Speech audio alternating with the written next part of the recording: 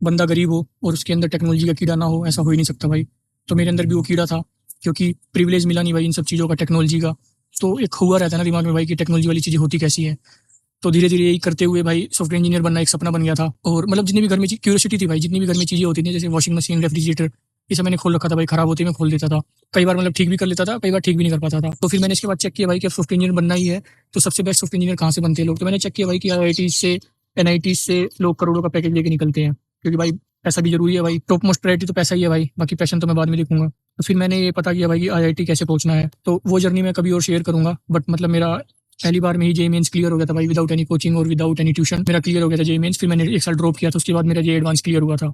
JEE advance में मेरी बहुत अच्छी रैंक नहीं आई थी, बट मेरे को इलेक्ट्रिकल इंजीनियरिंग मिल गया था भाई मेरे को एनआईटी में, जेईई मेंस के थ्रू। और एनआईटीज़ की, आईआईटीज़ की ये बहुत अच्छी बात है भाई कि अगर आप कोई भी ब्रांच से हो तो कोई फ़र्क नहीं पड़ता, आप अपना पैशन परस्यू कर सकते हो, आपको सब एनवायरनमेंट मिलता है। तो वो खेल मेरे लिए एनआईटी ने ही आसान कर दिया था। बाकी फिर मैंने एक्चुअल कोडिंग जो मैंने शुरू की थी, मैंने वो थर्ड ईयर में शुरू की थी। कोडिंग मैंने स्टार्ट कर दी और मैंने कंप्यूटर साइंस के जो सब्जेक्ट्स हैं इंपॉर्टेंट वाले, मैंने वो सब्जेक्ट्स पढ़े। और फिर मेरी कॉलेज से प्लेसमेंट मेरी लग गई थी भाई ठीक ठाक।